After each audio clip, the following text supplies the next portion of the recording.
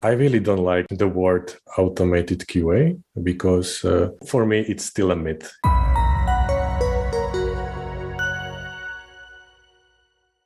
Michal, welcome to the podcast. Hi, Andre. Thanks for having me. I was really looking forward to be here and to ungo this.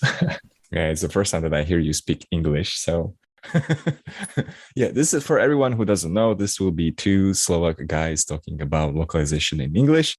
I think a little bit awkward for us, but I think we both agree that it's easier for us to talk in English about work rather than Slovak. Anyway, let's start with that question that I usually ask everyone. How did you end up in the world of localization? Did you study for that, or it was a pure coincidence?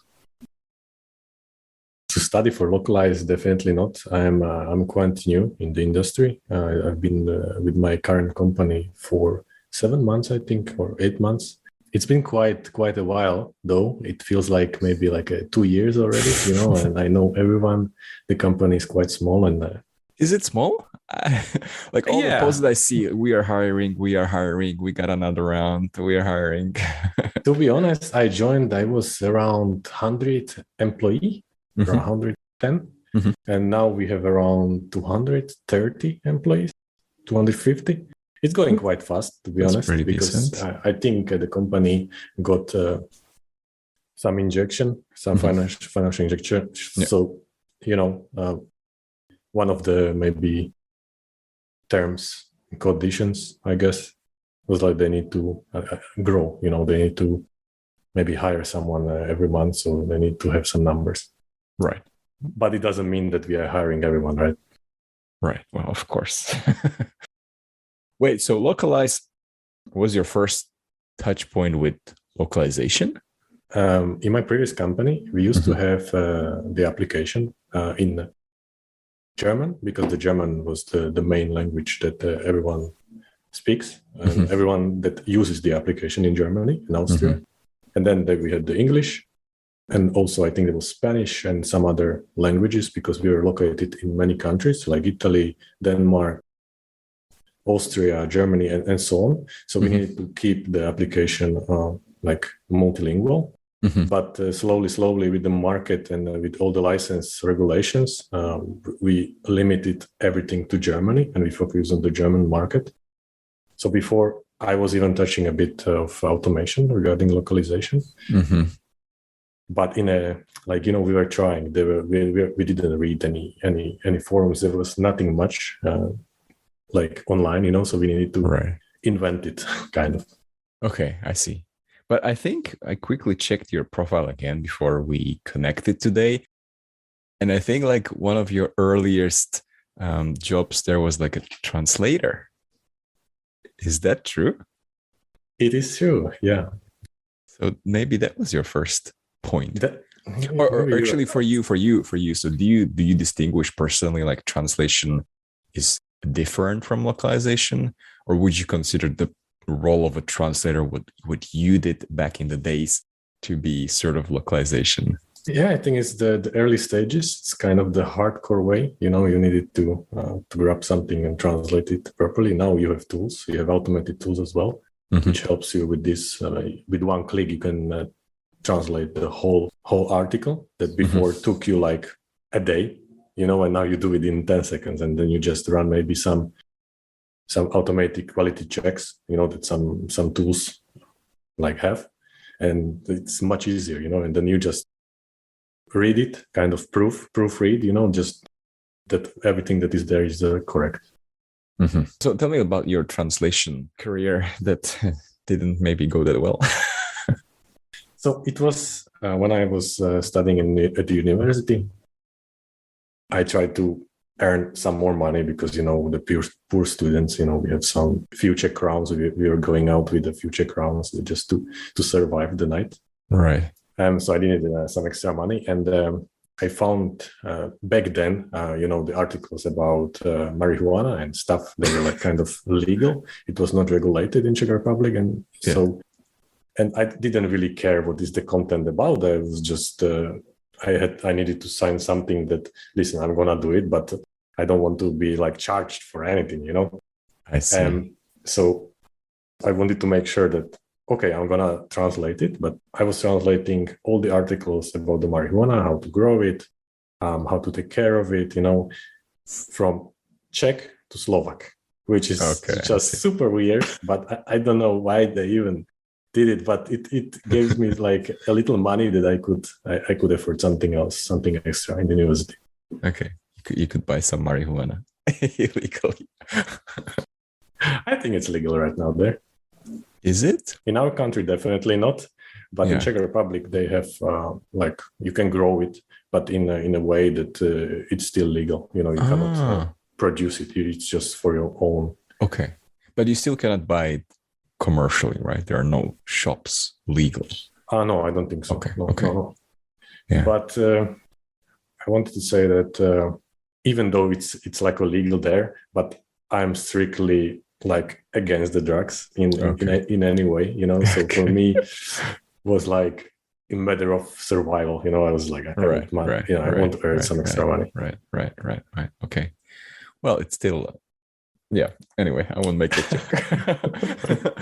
Let's move on. So, okay. So what did you actually study? Yeah. So I study IT. So for everyone that is not into industry of computer science and so on, let's say I studied IT.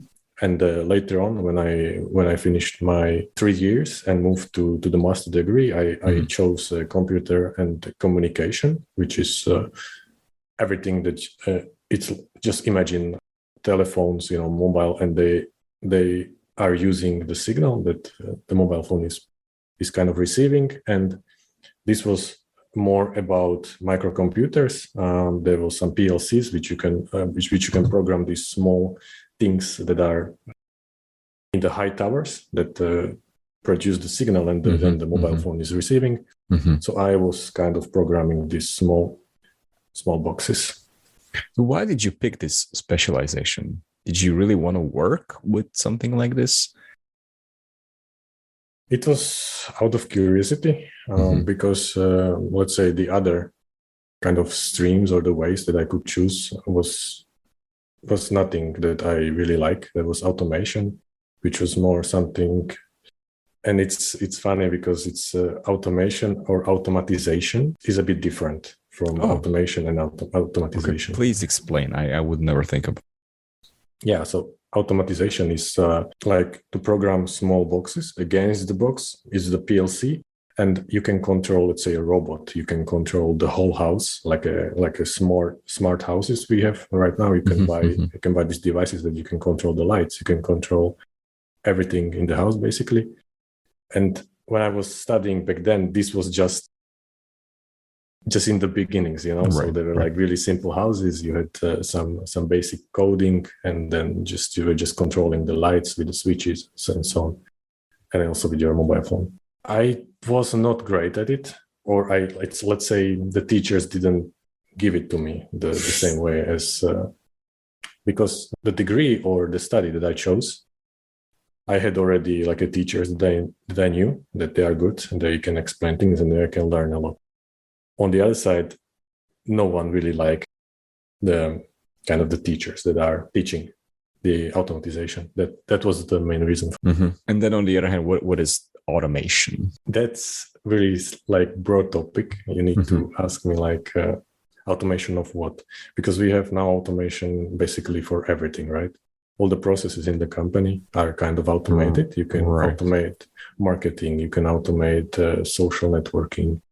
Then there is test automation and so on. You have also robots. You can automate the robots that are in the factories, right? So they just need one person to control the robot. Going back to the thing that you started, like what is the difference between automation and automatization? Automation is the process that goes in a one direction. It basically almost doesn't, it's just repeating one action all over again. And the automatization is to make the manual process or the manual work kind of being controlled by the robots. Right. So if we're going to talk about QA, are we talking about automated QA, like QA automation, or QA automatization? I really don't like the word automated QA because for me, it's still a myth. Like always there is a QA engineer. I would literally, even my company went streamline and say, listen, every automation QA would be the QE, which is quality engineer. So it's more accurate, even when we are hiring people, and they are curious more about automation, we told them directly, listen, we don't just automate things, you need to be part of the team. You need to also make the exploratory testing, or you need to test the feature itself.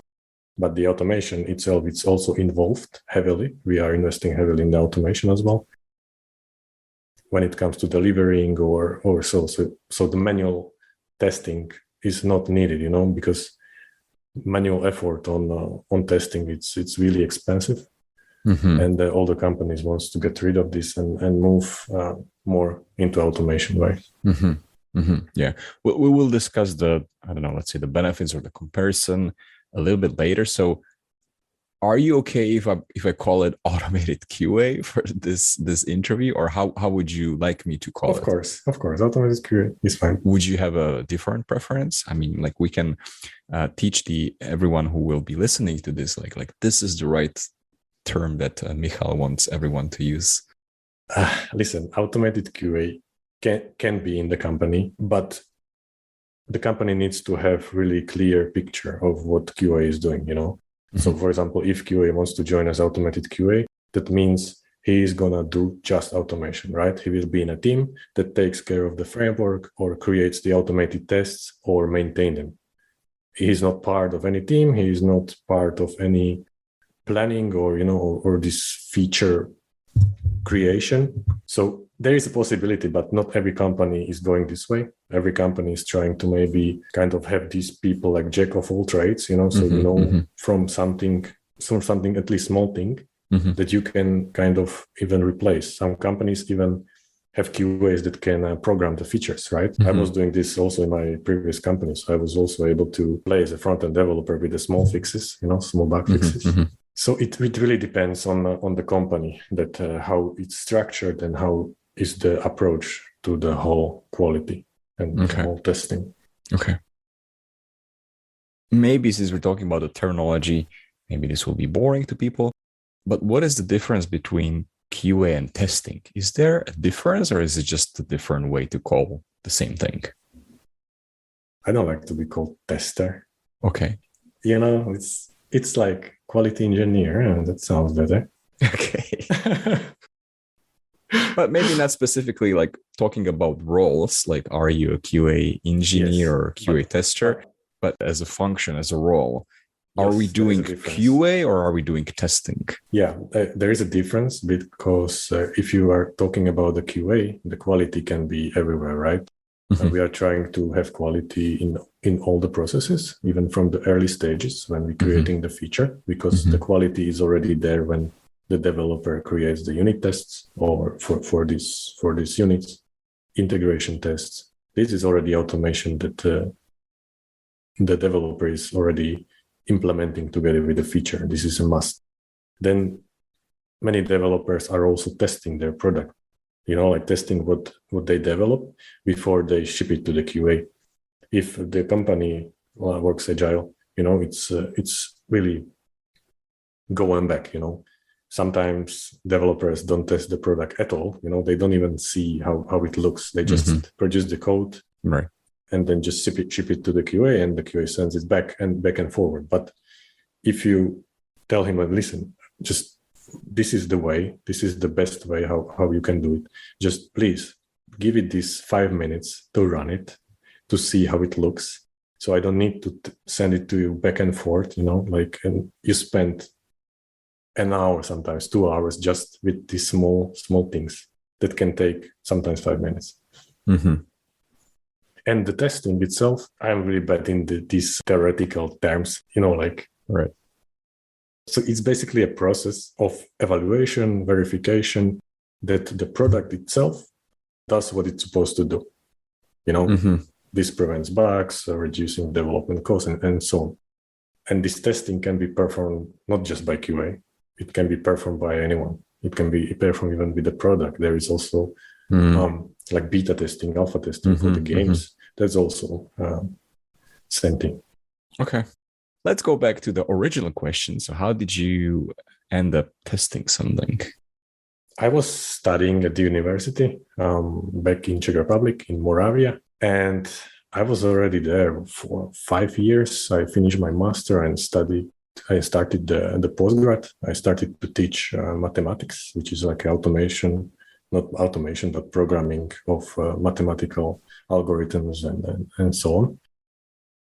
But I realized that this is really not the way that I want to go in many aspects.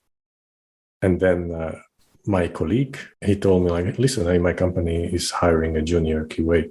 I was like, yeah, junior QA, let me see what is it. And I was literally like Googling like, what is a QA? I had no clue. The only thing that I knew was a little bit of English,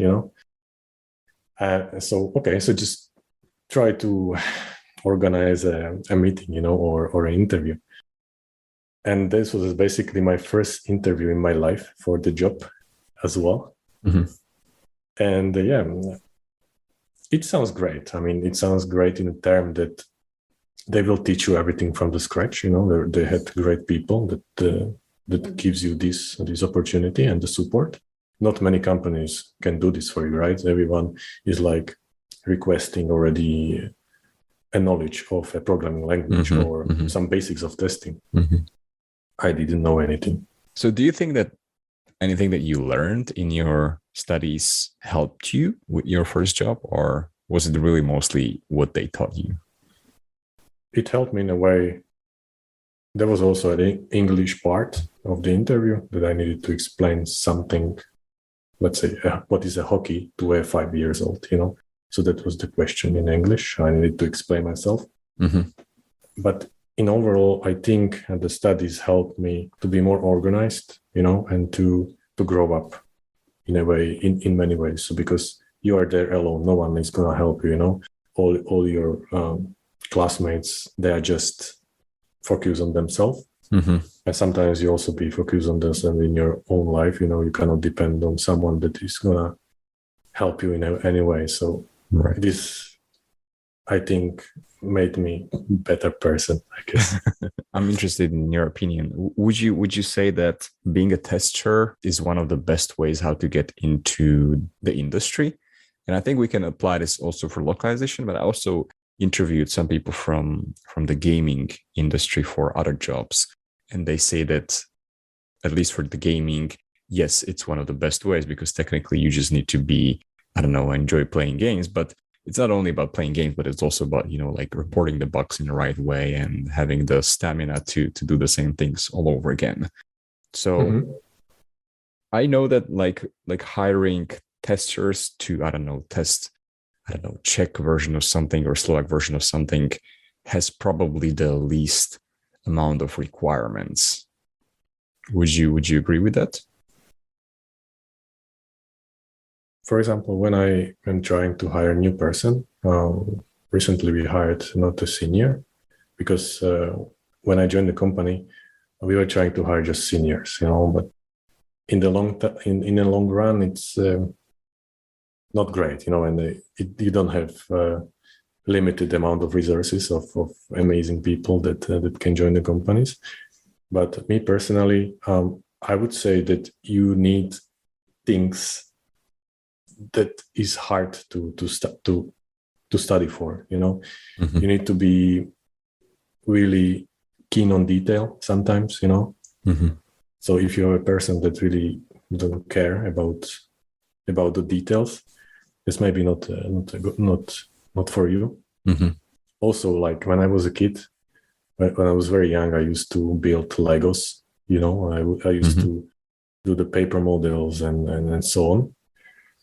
But I also sometimes try to kind of destroy it. I was like, okay, I built it, and then I was like trying to destroy it, and I put, these small petards that are like in our countries, like for the fireworks. You put them in, and you just see what's gonna happen. And this is kind of, in a way, and like comparison to be a QA, because you as a QA needs to have the mindset of to kind of try to destroy something, you know, because if you have a developer, you are building something. It's the same as with the Lego. So this is also very important to have the engineering mindset to be able to build something, even if you are following the tutorials or your own imagination, you know, to create something from the blocks or from anything.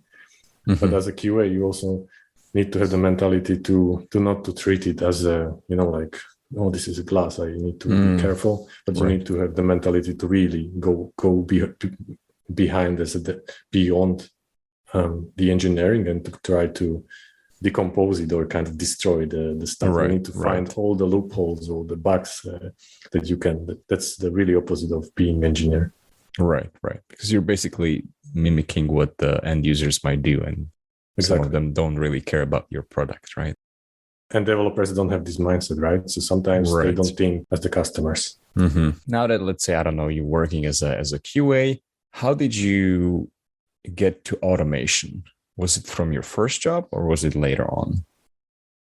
This is exactly my first project, and it was the perfect project actually to learn. I came across with programming languages in the university. I was studying basically everything that exists, but the problems with some universities are that they don't teach you it in a proper way. You know, they just give it to you, and then it's not like no one cares about you. You know, sometimes it's just you study for this and you pass or not, and they don't really give you this, they just give you basics, but you need to be on your own, right? So they give you, let's say, the basics of C language, and then I say, I really like it, maybe I want to explore it more. And sometimes they didn't give me this kind of passion for the language, you know, they didn't show it to me in a way that I want to be passionate about. So basically my first job was moving automated tests from C++ to C# in a tool that was written in C#. Back then, it's I think it doesn't exist anymore right now. But that was the perfect opportunity for me to learn it, because I already saw all the methods, you know, all the files that were written in the C++. So I needed to just convert it to the language that I was trying to teach. Still trying to learn. And I also had a very good colleague that was willing me to explain, even go like beyond the working hours. And we were working together on many projects, and I learned with him. It's also very important to have someone that mentor you, you know. It's very important. Of course. But do I understand it correctly that your very first job was already automation? Correct. Have you ever done manual testing? Yes. Oh, you did? Yeah, we were testing it at the same time. We had the project, so we were moving automated tests, and at the same time, the developers were developing like new features. So we were also being involved in manual testing, and I was also involved heavily in manual testing later on in my next companies. Okay, so maybe let's start getting into this whole area for everyone who's, I don't know, let's say very junior. How would you? I mean, it can be obvious from the names, but how would you describe the difference between manual and automated testing? Manual testing is exactly like what I said before. It's just following certain steps in a test scenario, maybe, and executing them manually, which means if you have a mobile application, you have a new feature, you grab the phone and try to execute the commands or the test steps in this test scenario that is maybe already somewhere. Let's say, for example, if you are using Test Trail or any this tool, even if you are starting as a junior, you already have some test scenarios that are written by maybe senior QAs. So your only job is to go through every test scenario and just mark it test failed. If test fails, you need to report the behavior. And this is also one thing about QA, that you need to be able to describe things, you know, like in an easy way that everyone understands, because it's not just you that is reading the description or the bug itself. Right. You also need to put steps how to reproduce the bug, and you need to know the behavior, what it's supposed to do, and what is it doing right now, and what it's supposed to do. And then you you move it to the developer, and then if it's really clear, the fix come back. If not, you need to have like a conversation. Okay, so that was the manual testing, right? Yes. And then at some point, do we start automating these manual steps? Is that what automated testing is about? Yes, some companies don't, which is for me like a no-brainer because automation, I think, is becoming more and more popular, especially when you see that everything that is around you is becoming, they try to adapt things to be more efficient, like you don't have the scooters, the electric scooters, you don't have them anymore like we used to have, you are using one leg to move forward. But now we have the engine that moves it. So everyone is becoming lazier in a way. This is also, I think, about automation, that everyone tried to reduce the manual labor, manual work that you need to execute, and it's really expensive. It's very expensive. Like you need to have a lot of QAs. You cannot just have one QA because if the QA goes on a sick leave or holidays, there's no one. So you need to have an army of manual QAs. To test it. And manual testing is also very prone to errors, the human errors, that can happen. And the automation on the other way is making these processes smooth, is reducing the human errors. It's better when it comes to the results because it's produced the constant results. So the automation or the script that the automation testing is producing, and then you're executing it automatically. It's like from point A to point B without any differences, I can also talk about differences when it comes to the data testing, that you have a different set of data, which always goes like different data, and there is a different output as well sometimes. So that's another part. But when it comes to the automation itself, it saves like the resources, and it makes everything faster, reliable. When you are shipping the product or when you are shipping the feature to the production, everything is automated. Your only job is just to open the reports and see if there are any behavior that or any bugs or any failed tests. That's the only thing that. So far, it seems like it's only a win-win for everyone to introduce automation testing, automation QA. I feel like I'm going to say the wrong words for you. What do you think are the drawbacks? Like, are there any cons with automation testing? Like, are there places or, I don't know, some type of, software or applications that you might want to prefer manual testing?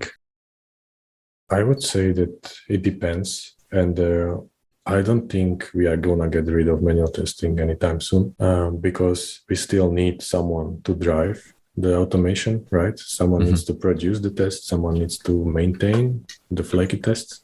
Flaky test is the test that sometimes fail, sometimes pass. And it is mainly that if I go more technical, it's just, let's imagine that there is a pop-up that should appear after you click a button, but your test sets a timeout for the failure 2 seconds, and the pop-up still loads. There is something wrong with the network, and the pop-up shows after 3 seconds, and the test fails.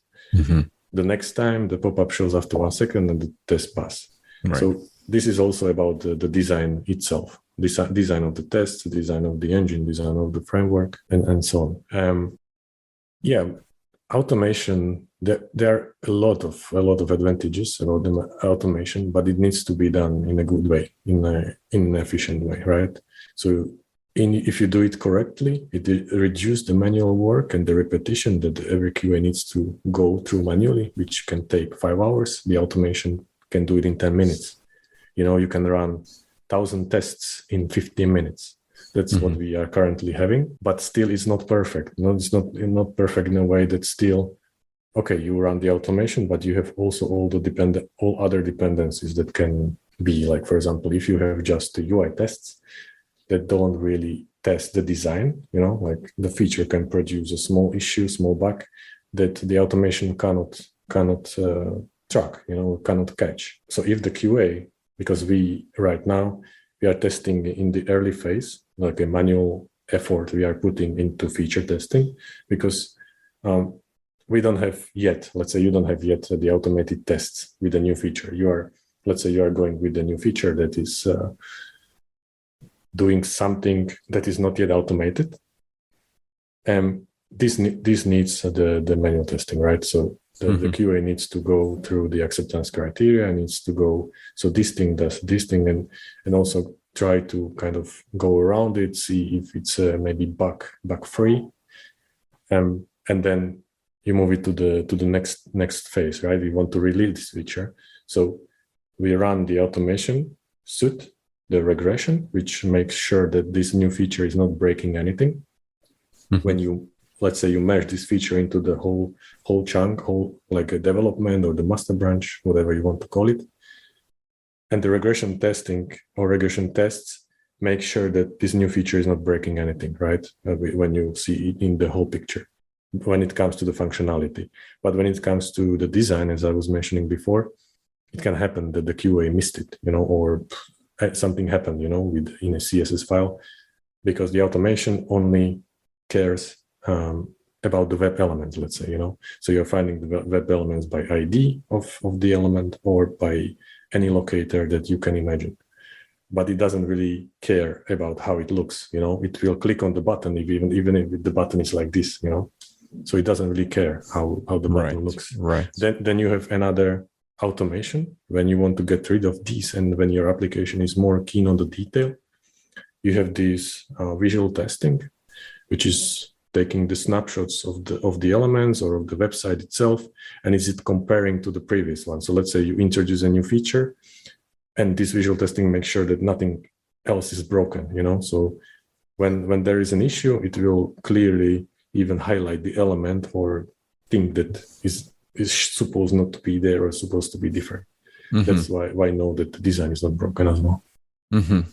So I assume that in your ideal world, every company would be doing automated testing, but I can guess that for a lot of the people, there will be the question of the budget, the money, and whether that investment is actually going to pay off. So I don't know, let's say if you are a company that's currently doing only manual testing, what would be the parameters or, I don't know, some numbers that you would check to advise the company if they should start thinking about automation or not? I think the automation is now the essential. It should be involved, and whoever says the opposite is really old guy. Automation, because automation is everywhere, right? When you see the pyramid, the testing pyramid, which have the unit tests on the bottom, unit tests are the tests that test the small units, small classes, and small functions in the code, is the static analysis, so first automation is already unit testing. So in every good software is already shipped with the unit test, with the huge numbers of unit tests that test these small chunks. Then you have integration. Everything is, for now, you don't need a QA. Everything is written by the developers, right?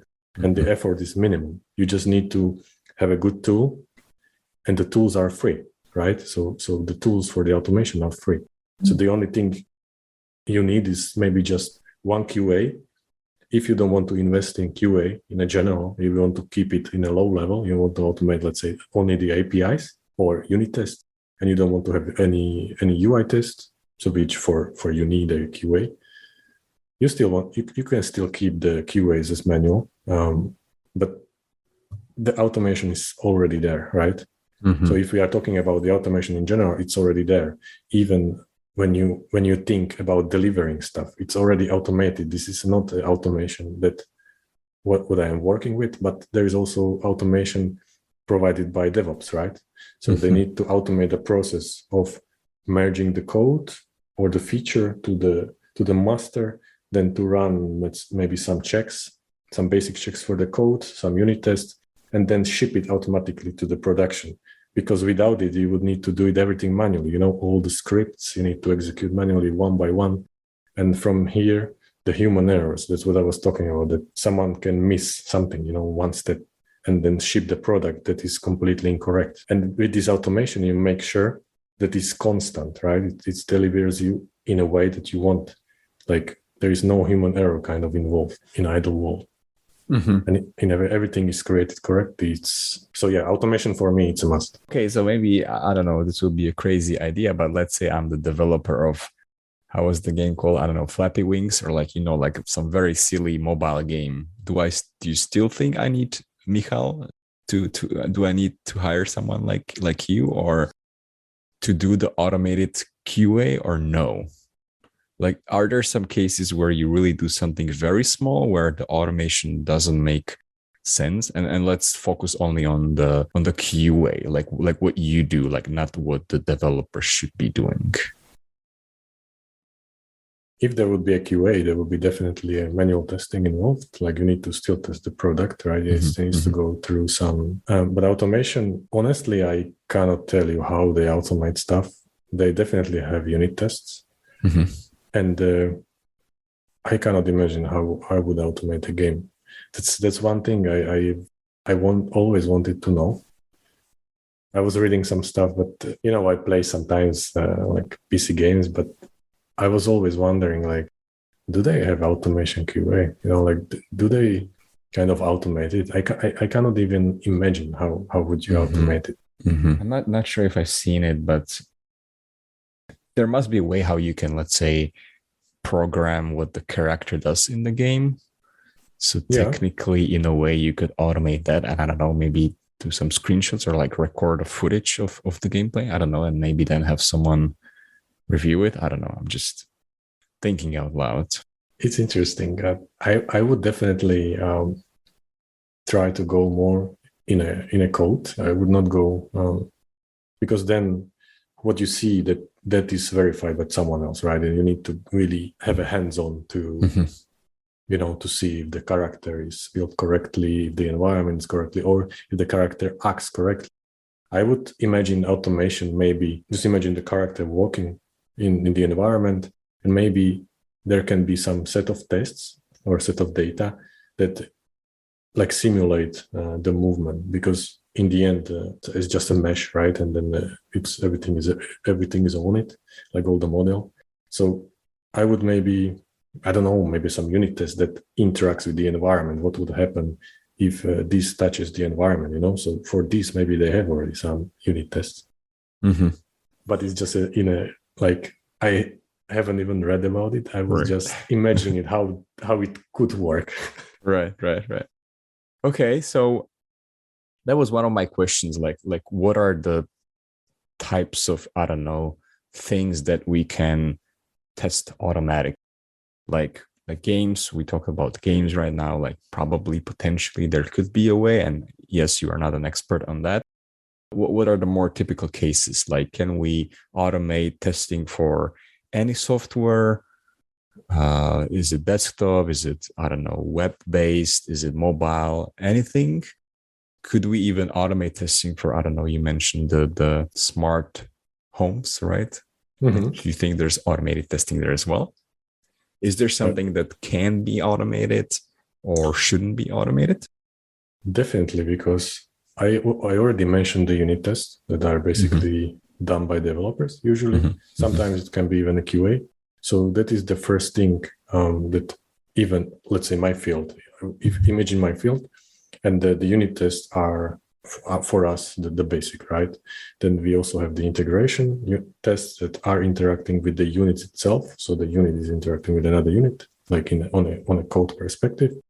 Then you have the API automation, which are the basic endpoints that kind of serve. So that is another level of automation, which should be, I think, it's really stable. The tests themselves are not dependent on the application, or on the server. Just imagine the UI or the website, and the APIs are behind it, right? So they're a level down, and they are more stable because you don't need the UI, you don't need the interaction. You just interact on the APIs. And then, as I mentioned, on the top should be this UI, which should sometimes, in an old term, which is like the classic testing pyramid, which my experience is like not many companies are following it. Many companies have the UI test, like they are investing heavily in the UI test. So this is from the point of view of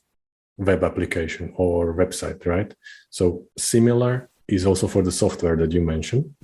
So I used to automate a software in my previous company. It was really tricky back then. It was like 6 years ago, and you know how these frameworks evolve. So definitely there are like more and more things like on the market, and sometimes even for free. You know that they can interact with the elements themselves. One thing kind of compared to this one is also automation of the mobile applications, right? Which is a bit easier because, for example, I don't know if you know Appium. It's really famous for mobile automation. So it literally can even spin up the simulator. So you don't even need the real devices. You can have even the simulator on your machine. It pops up the real phone, install the app. So the tests are starting on the really low level, you know, so installation, uninstallation, and then you load the app, and then you are working with the elements and trying to mimic the user, how he would click, you know, and then you verify the output. Then when I mentioned also on the mobile devices, you can spin up the browser, right? So which is really similar to the one that you're running on your computer, for example, but it just spins, or the web browser on your phone, right? So you're interacting with the elements inside the app, but just the elements like web elements.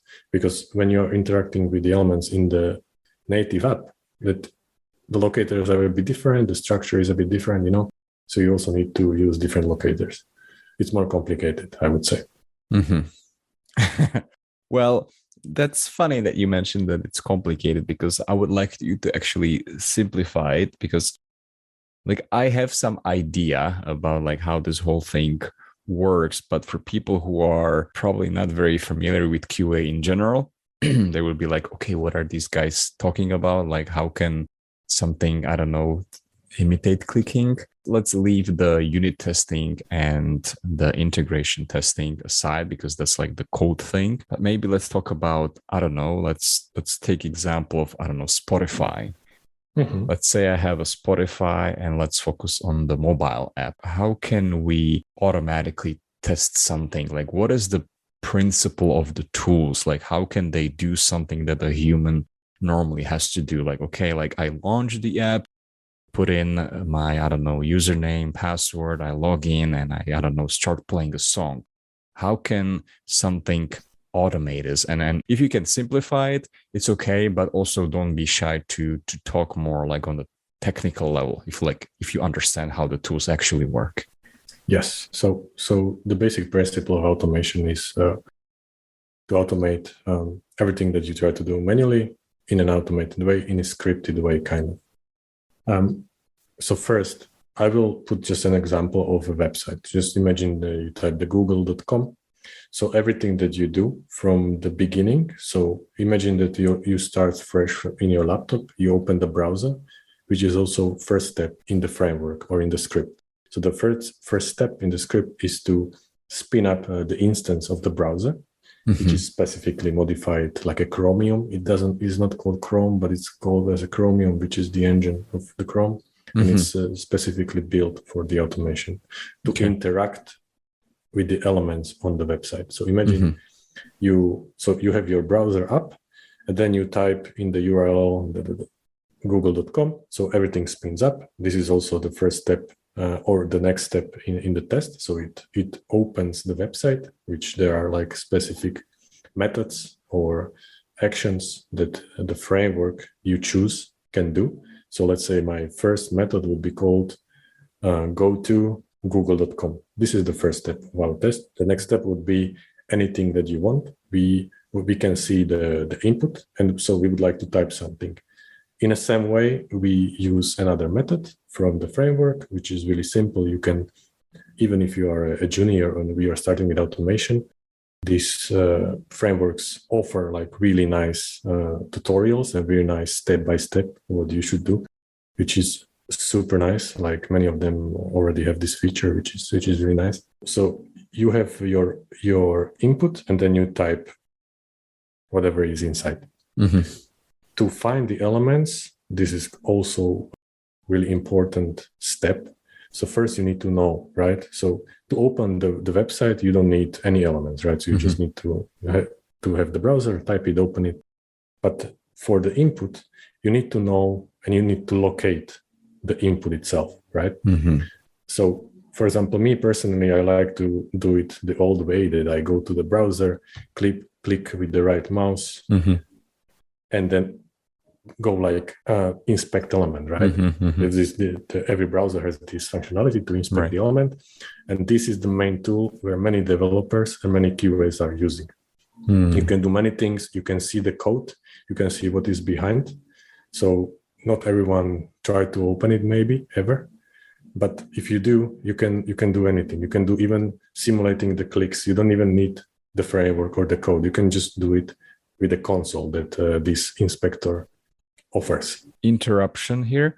So just so that I understand it, what are you looking for in the code? I can only have some idea based on what I do when I inspect things. So are you looking for IDs, like CSS IDs on the thing, or what are you looking for? How can you identify that, let's say, the input field? The field you can identify in many ways. If you don't really know how to write the syntaxes for the locators, you can inspect it manually. You just rub the button and then you just point on it. It automatically highlights you the element, and from the element you can even right click and go like, give me the XPath. XPath is one of the ways that checks the code. XPath is going through the XML, which converts the whole website to the XML format, and then by some, it's quite difficult to kind of explain maybe for someone that never across about it. But you can do it even if you don't know anything. The locator would be terrible, like every QA would tell you, what the hell is this? But still, it will run the test maybe the first time, But as you mentioned, the IDs, the best way, the easiest way. If the element has the ID, that's the way. So sometimes there are also opinions that also text is quite popular to search by text. So let's say you have the button which is called login, right? So you can also search by this button. Then you have the CSS selector, which goes through the HTML. This is the best and the fastest way, but not many times, and not many applications are written in a way that are really QA friendly. Let's say, automation friendly. Some of them needs super complex XPath, and this produce also the errors in the latest phases when you change the code, you change the class and the test break. That is also another point. This is the maintenance basically. And another thing that again I can't imagine is when you were talking about you're adding the steps to the script. How does it look like? Does it look like writing a code, or is it something that looks more like, I don't know, no code, low code thing where I can just, I don't know, select steps from like some big pool of like, oh, you can do this, you can do this, you can do that? You have many frameworks that you can choose from. You can choose even the hard way, which is you just have the framework. I would just put an example. You have the Puppeteer or Playwright, Selenium. Selenium is really popular. There's also WebDriver. That's the way that is like full code, right? You don't have any UI that you can see and interact. Then you have Cypress, which is really popular as well right now. It's becoming like more and more popular. So with the Cypress, you can spin up kind of an UI way that you see everything basically. So you just, with the clicks, you can generate even the low code, which is then it's being generated by the clicks into your code directly. So if you are starting, you don't even need to code, so you can learn with this. And is there a way, I'm not sure if I got this right, the Cypress one, is it that I first actually do the action myself as the user, and then it kind of like records where I clicked, or is it just like selecting the steps from some UI within the app? You can basically do everything by clicking. So you open the website, which when you I don't know, I'm not really user of Cypress, but I know how the product looks and I know how is the execution. So you can maybe record it. You just imagine that you simply hit the record button, and everything that you do on the website, it also records you in and transform it into the code, which you can execute. Like you execute everything and just hit play, and it will repeat everything that you executed, and you see step by step, and even the visual one that what is it actually doing. I see. So it's kind of like recording a macro, right? Yeah, exactly. Okay. Not my thing. Yeah, I remember one thing, that the last macro that I recorded, it was, I don't know, like a couple of years ago, there was this popular Facebook games from, I think, Zynga. Zynga was the big game producer for Facebook, and there was this, like some farmland, and you had to like go there every time and just get the crop and plant new seeds and so on, water it and everything. So I just recorded a macro for that, and it was clicking for me. So there are many things that you can automate. Like it's not about testing, right? So sometimes just imagine that there's a really important football game going on, or there is a really important, like a concert that you want to see, and everything is about the speed, right? So there's like a countdown. So you can actually automate it in a way that it do everything. So it even buy you a ticket, so you don't even need to see the browser. It will do it headless, in a headless mode. So in automation, you can run the test in a headed mode, which it's everything that it pops up the website, and you see every action till the end. But then you have also headless mode, which doesn't run the browser.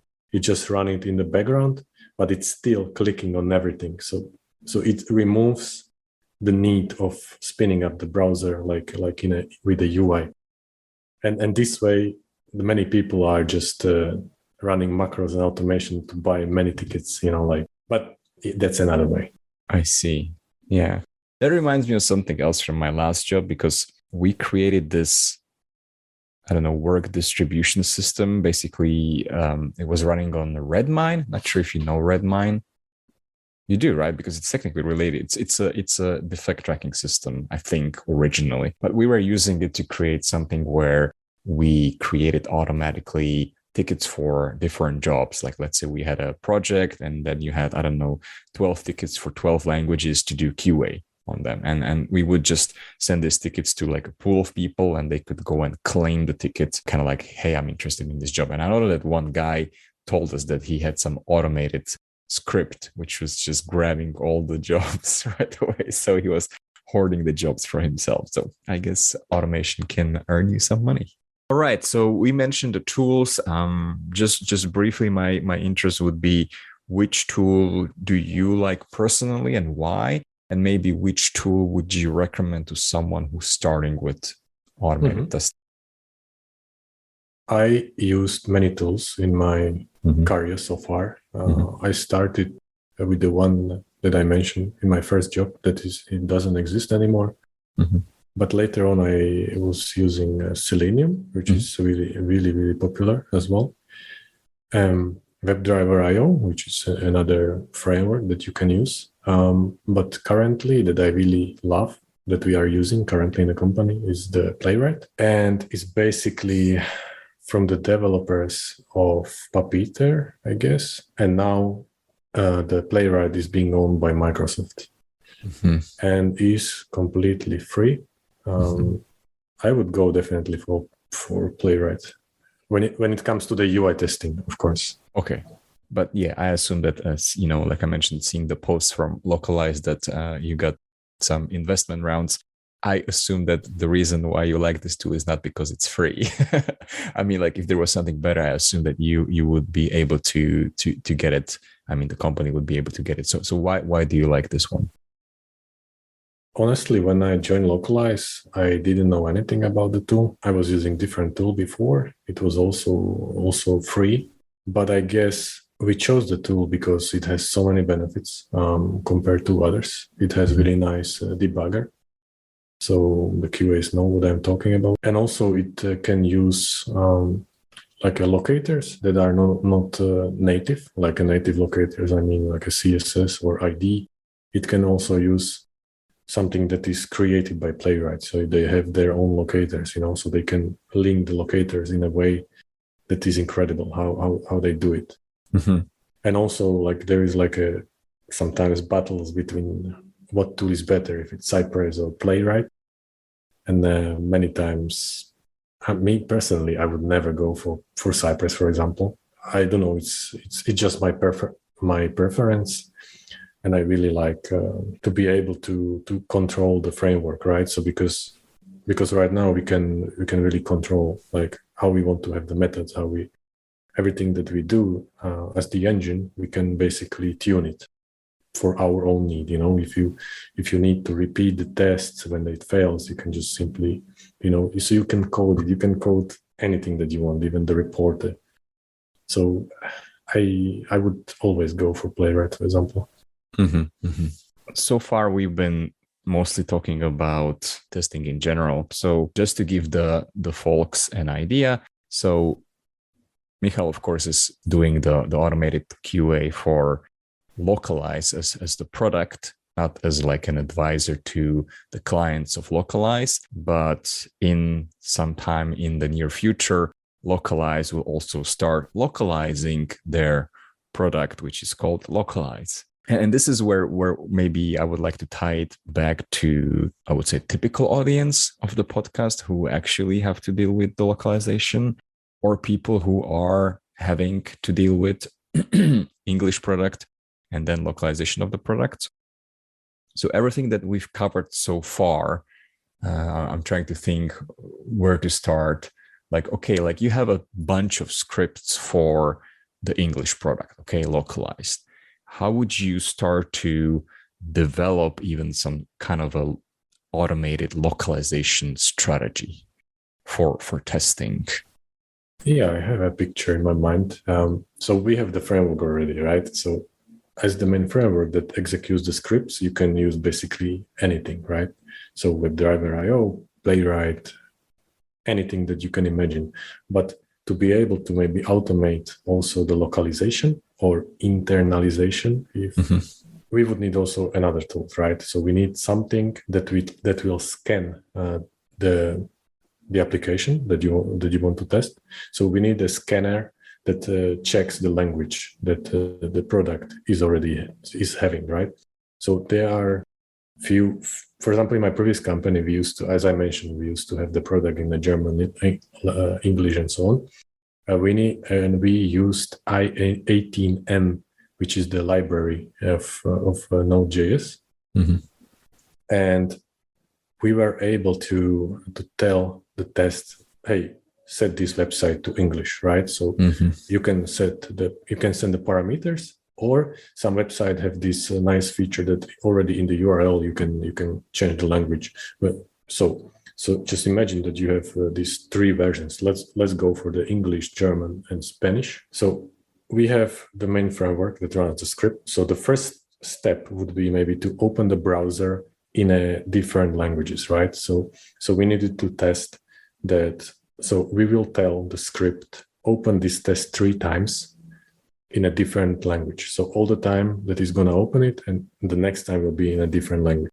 So we have this, and we need a tool that kind of scan the website and checks which language actually is the website, right? And there is, like, as I mentioned, I18N. Then really nice one is called France. So France is like for the detection of the language. So it has some library, and basically it reads the text of the elements. So we were talking before about the elements, about the locators. So we have the ID, and let's say you have the pop-up.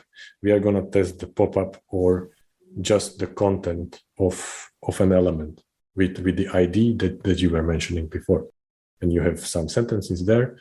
And this France takes the content of the element and basically detect the language. And then from this, it generates the ISO code, which is the ISO for, let's say, it will be in English, it will be EN, right? Then it will send the response back to the framework, and it will tell him, listen, this website is in English. And then So we have the content, we have everything scanned, we have all the content that we need from the website. Let's say it will be a few sentences. We will send it to the framework. And in the framework, we also need something that we compare it with, right? So we need some kind of a data provider, I would say, and something that can also check that the content that is on the website equals with the one that with the expected one that we have saved, right, in the data set or in the data provider, that it's kind of feeding you the content, the expected result of the content that is on the website. And this content, I was now thinking like this content can be even from a tool that provides you the translations, right? So you just fetch the data from the provider to the framework, and you don't need to set even a data. Like sometimes with these data providers, you need to set title or a content of the website, let's say about. So you will have the about, and you will have the content that you want it to be on the website, stored in the framework. And from the fronts, you will get the content, and you need to compare it, right? So if it matches, check passed or test passed, right? And then you need to have kind of repetition for every language that you want. So let's say the application is in English, German, and Spanish.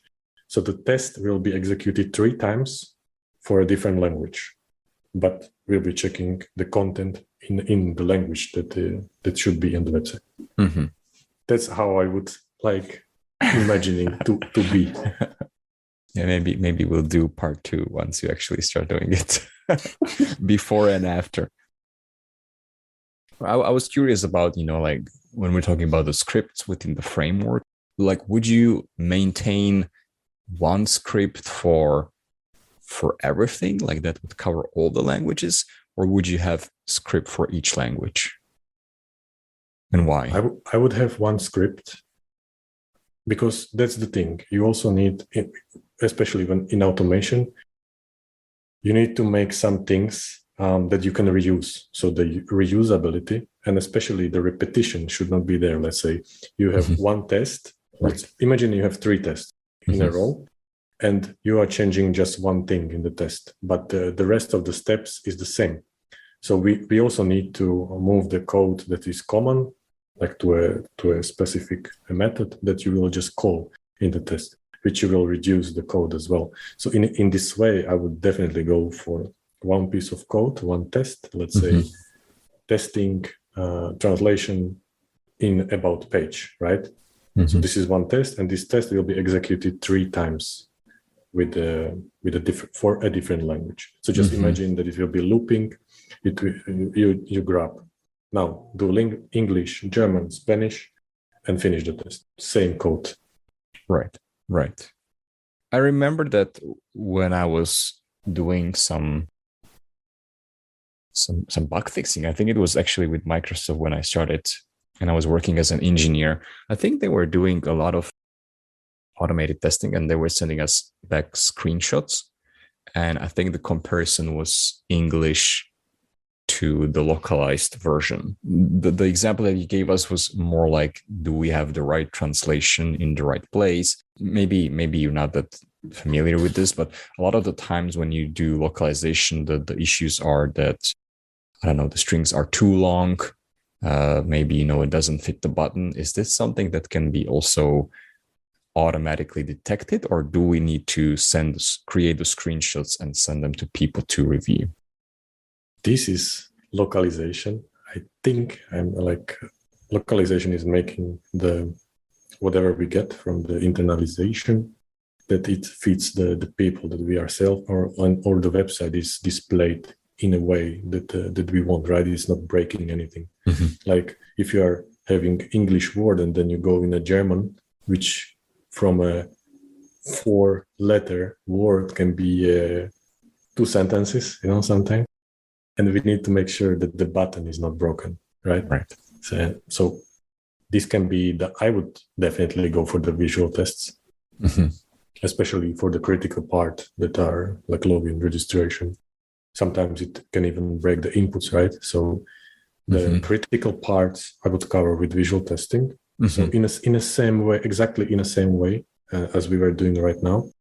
But maybe I would add also the visual testing, like a snapshot. So we have a snapshot that is the one that how it's supposed to look. And then on the other side, you have the one that is the one that actual one. And then you just compare it with the different translations, right? You don't really want maybe the whole website. You can even compare the buttons themselves. So let's say the registration can sometimes break the button because it's too long. So you will just compare the elements, right? So you don't need to compare the text itself, because I guess it's not for the QA to decide how the text should be. This is coming from the product and designers and whatever sounds better for the customers, right? Because not every translation that even the tools provide is the perfect example how the button should be called, right? If the translation is too long, it also doesn't look nice to the customer. So you also need to kind of improvise and make it shorter. Right. You mentioned the key thing, internationalization, and that is, I think, a great thing to mention, because I'm going to ask you, since you're just going to start to localize the product, has it been properly internationalized already, or were you testing if it was internationalized correctly somehow? Like, is Lokalise as a product ready to be localized well? The question is if our tests are ready to be localized, because we are using many locators with text, right?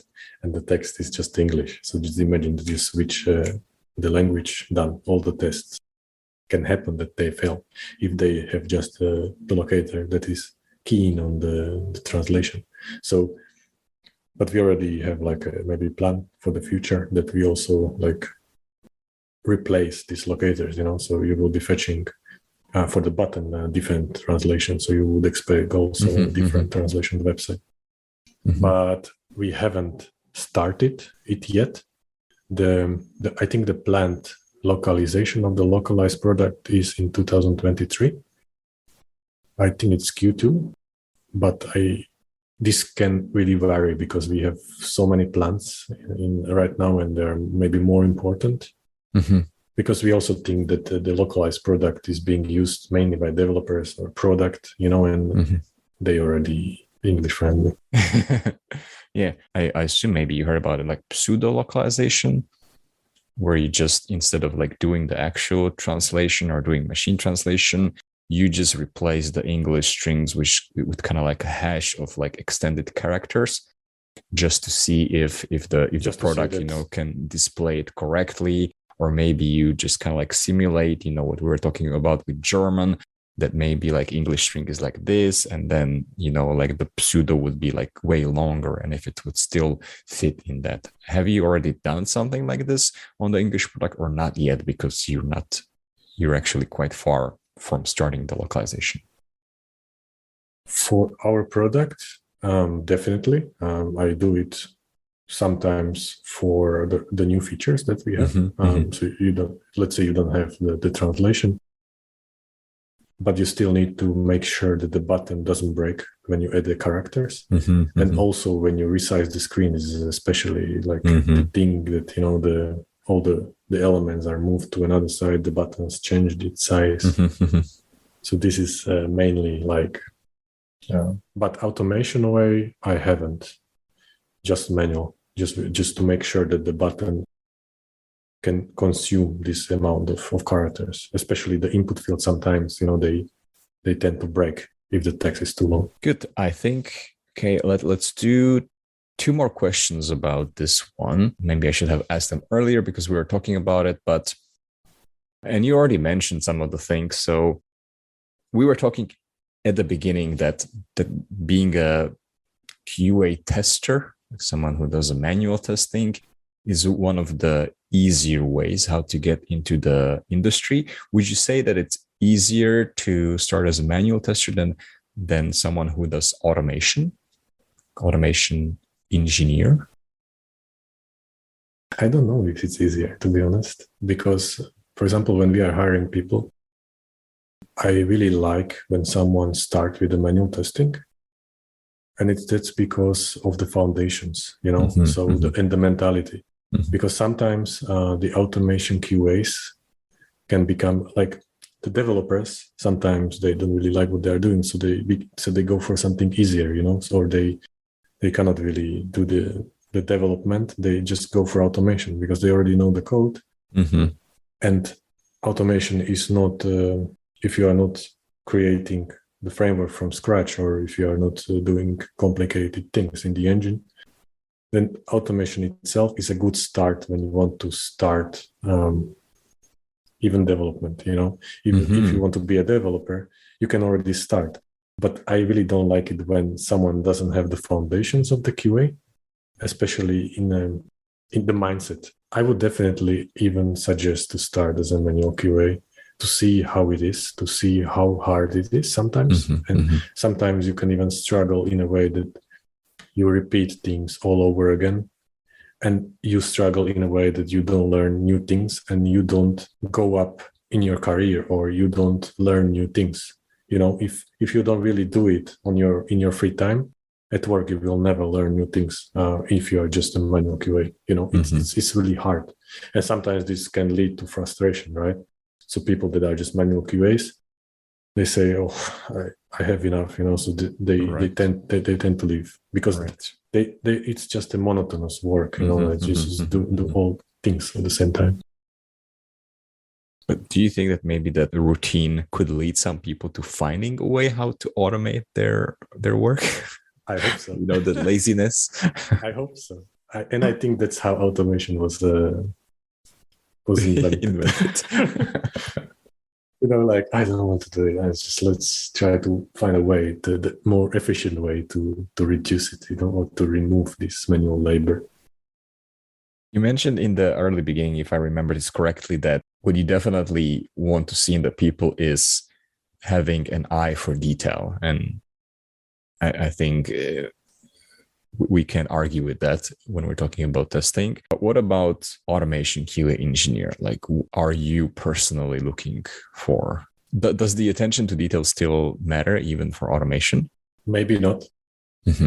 But I still think if you have the foundations of the manual QA, you still need to. Even if you don't have it, it can be developed, right? If you are hiring a junior, but you see the right mindset to learn new things and to really be patient on anything that is doing, or not just sitting and just doing the things, but just even to. Sometimes you can see in a person that maybe he doesn't have enough skills, let's say now, but maybe in 5 years the person can be much better than me. Sometimes I feel like, oh, he's so good, but you see he's so good, but he's really willing, and he's really like what he's doing. He's like reading books or listening podcasts, or this is already a sign that the person really wants to go somewhere. And when you have these talents, that can go that can be better definitely than you. I would definitely go for a person like this than for someone that is full of skills and but really not pleasant to talk to, or not willing to maybe mentor someone, because there are people like that they like to work on their own things, and they just leave me alone. I want to do my own things. And sometimes we are trying to hire people that are kind of better than us, but better in a sense, not right now. It can even have a skills that you don't have. For example, there is a QA that knows performance testing, right? And you don't have it. You don't even looking for it, but man, he's so good. So even if he's lacking the other things, this can benefit us. And also another way is not that person is good right now, but it can be good in 10 years, and it can even be amazing. So this is more important.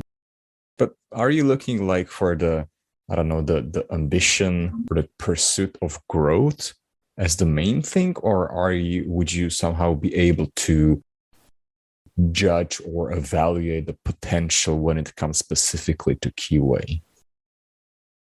Yeah, sometimes I'm trying to not follow the scripts. that we have, from the hiring managers. And sometimes I really go with my gut feeling, kind of. Like recently, we moved the technical part from the home assignment. So sometimes before we used to send a home assignment that is like a create framework and automate these test cases, but create everything from the scratch, right? Create a project and then ship it to us. And we just open it and we see that everything works fine. You see how he codes and stuff. But we moved everything recently to live coding sessions, which can be super challenging, especially for someone really stage fright, is it called? That cannot perform in front of someone. This is really common. And it happened to us like many times. And it happened to me recently.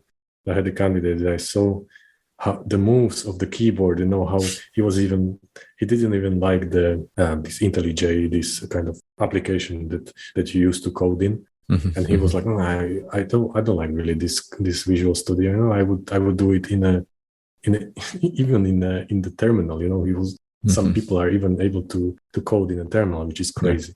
Yeah.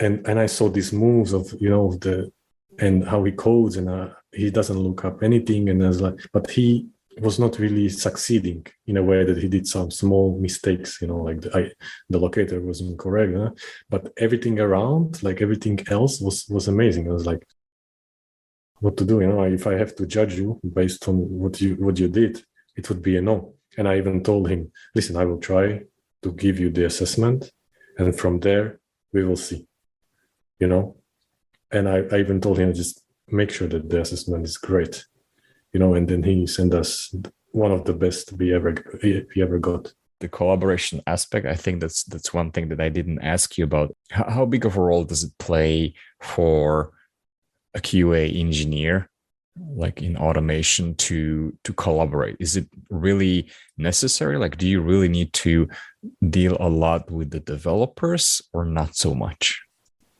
I think it's the most important thing, especially when you're working remote. You are not in the office, so the collaboration right now it's even more visible, because you need to interact with everyone, everyone, and especially for QAs, we need to discuss even if it's acceptance criteria, even if it's design, even if it's the product or the flow, what the product should do. So sometimes you're interacting with the product, then you ping the design, then you go to the developer. And with the developer, you really need to have the bond in a way. It will be on day-to-day basis. The collaboration between the dev and QA is really essential. And sometimes there is also collaboration even with the DevOps. You have collaboration with the whole company, basically, because you need to interact with the developers. Then you need to, let's say, run the test on the pipeline, on the Jenkins, for example, and something went wrong and you don't have the right. So you need to also contact this person because it's not going to be solved by itself. So the collaboration is very important. Does it matter if I'm a junior person or senior, or do junior people, let's say I start working and I don't know anything, I assume that you would be, I don't know, teaching me the basics. Would I still have to deal with other people or no? Definitely. Yes. Definitely. You're already dealing with me, right? As the mentee. True. Yeah. But I think even I have it, like it's different dealing with someone one-on-one versus dealing with a group. Yes. Some people don't really like to be talking in front of the group. Yeah. Someone just prefer to be on one-on-one, and they can even explain themselves better when they are one-on-one, especially when you have a QA manager. And if they need to say something in front of the group, let's say on the retrospective with the team, and sometimes they are afraid, they say, oh, I cannot say this, maybe I don't know what will happen. Right. So sometimes they can even go, and sometimes they deal with it after, so they like being people like, I didn't know if I should say it or so, so sometimes they're afraid.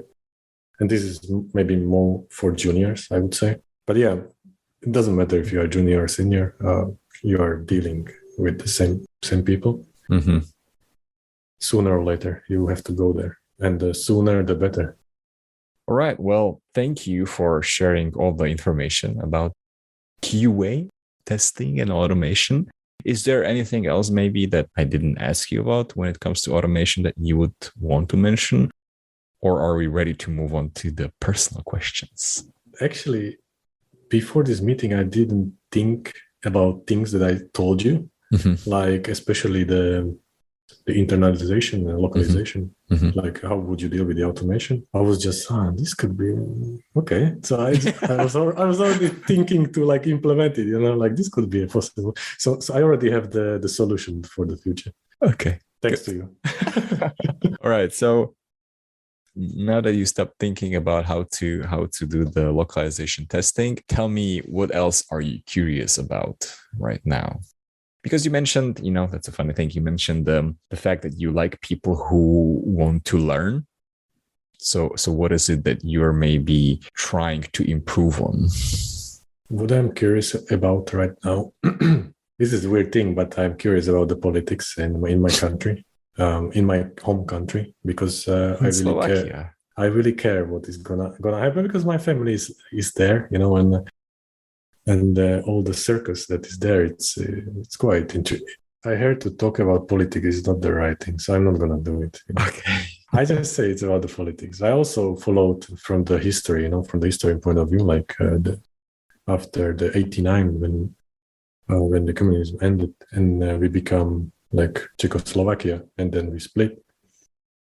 I was following like the dark history, these 90s and the mafia, and I was really interested in this. I read many books about this, fictional, non-fictional. I really love it. But apart from this, I'm a really active person, I would say, and I do a lot of CrossFit and functional training and stuff like this. It's everything about sport. It's that what I'm passionate about, I would say. So is there something that you're like trying to improve when it comes to CrossFit? Like do more, I don't know, reps, or what is it that you do? I also do calisthenics, which is the workout with your own body weight, I would say, without any weights. And there are some tricks that you can learn on the way. And they are really challenging. That's something that keeps me there, like to keep pushing till you don't know it, right, in a perfect way. Right. Sometimes, this is something that I like about it. It's not just that keeps you fit. That's just a benefit of it. But you also need it because you like it. When you are in it, you really enjoy it. Anything about work related? Work related, I'm trying now to learn more into the lead role, because I was recently promoted to be a QA lead for our tribe.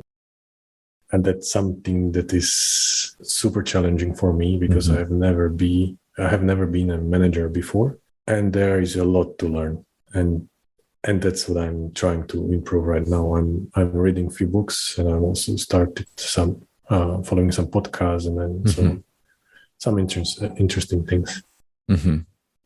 What kind of books are you reading for it?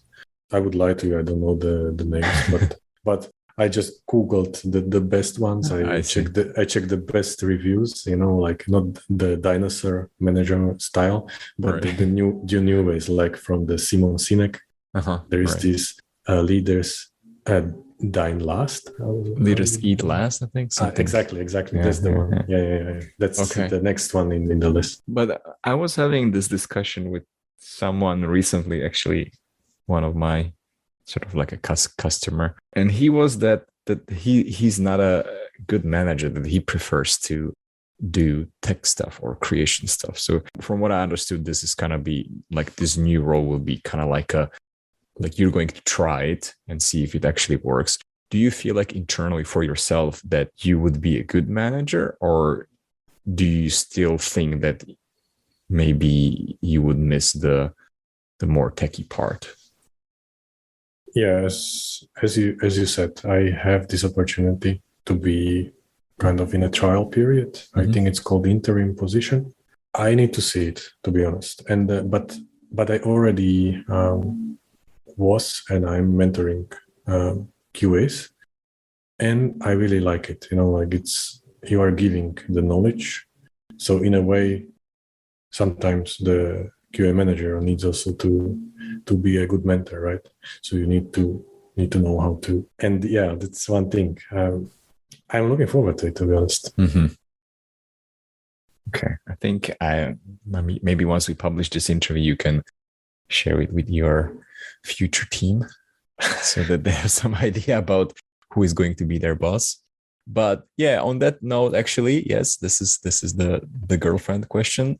What's something that people seem to misunderstand about you? So you told me before we started recording that you actually asked your girlfriend about this. So what was the insight that she gave you? She told me that I came across as a very serious person.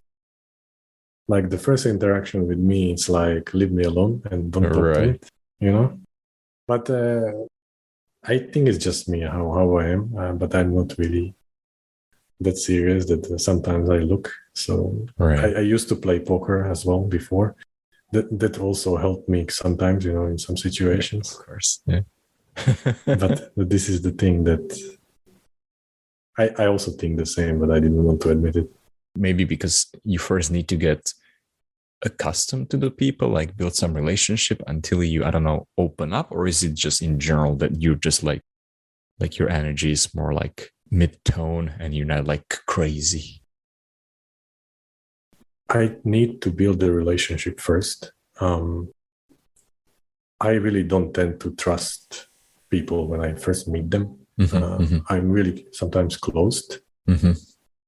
But after a while, when I know that I can trust the person or I can trust the group, I'm quite open, right?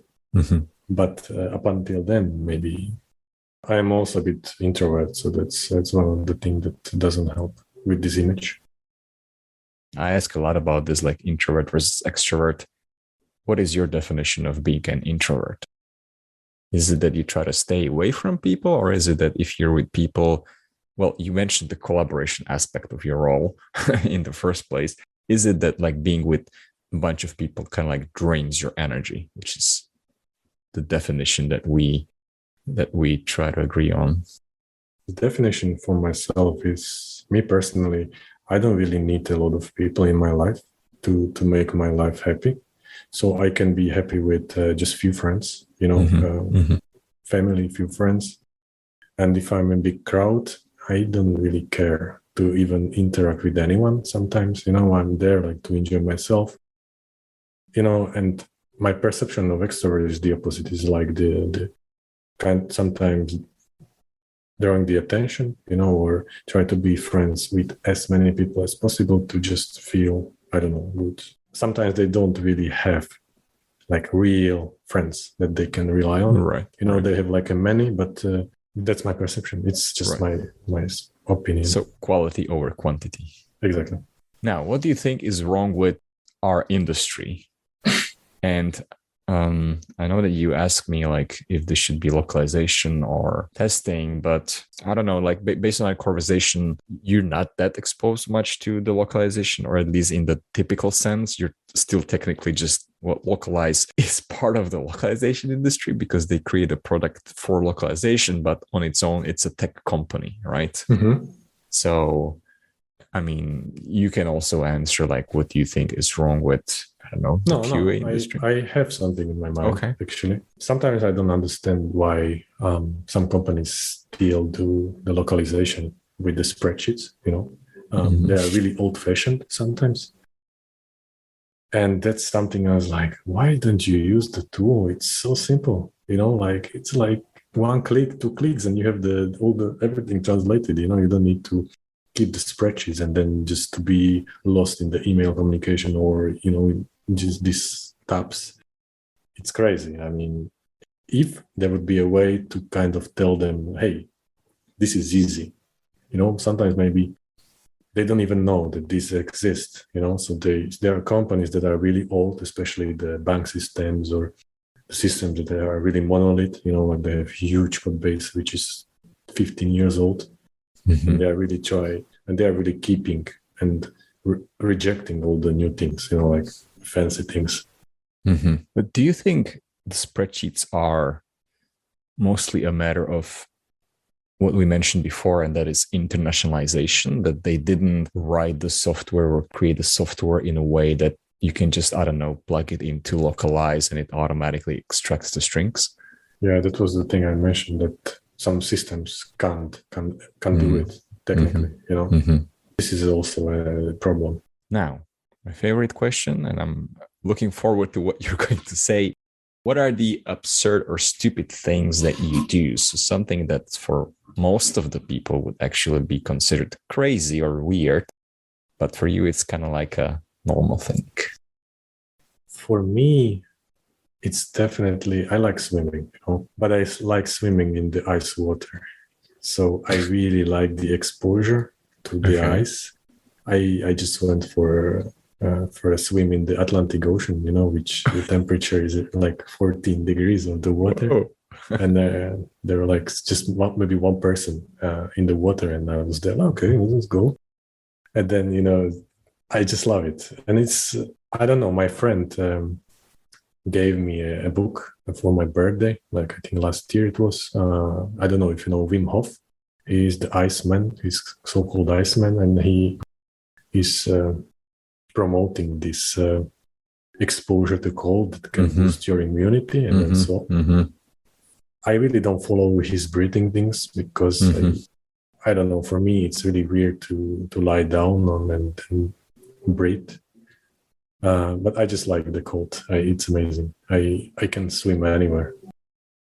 But do you like just go into cold water and you're like enjoying it, or are you actually struggling with the cold, but you're enjoying the thing that you can survive in the cold? Like did you already get used to it? It's like a normal thing for you? It's sometimes hard to start like scratch and just go to ice water. It's really dangerous, you know. So you need to build the resistance. And for example, every morning I go with the ice shower, like ice in the terms that the country can provide, because you know, like I live in Malta and it's really hard to get cold water there in the summer. Okay. So sometimes I'm also buying the ice packs, you know, that you have in the freezer, Right? And I put them in the bath, and I just make a bath with the ice cubes around me. That's the only way how you can get the cold water. Okay, but then like, do you have like any, I don't know, protocol? Like, how long do you stay there? Like, do you try to approach it, I don't know, scientifically, or is it just like, okay, I'll just jump into it and... So basically, if it's really cold, that let's imagine outside is 1 degree and the water cannot go lower, I think, below 2 degrees. So because below that it will just freeze. So you need to make your blood flow. So you do a couple of exercises, you know, like a small exposure just to the wind, small exercises that your blood really flows. And then you go in. I really don't like to go slowly. I just go like immediately. I just sink, and then I have like a timer for 2 minutes. Like I think 2 minutes is the safe time. Like at least for me. Like for 2 minutes, I feel super comfortable. You know, like after a few seconds, your whole body starts to burn, and you don't feel the cold anymore.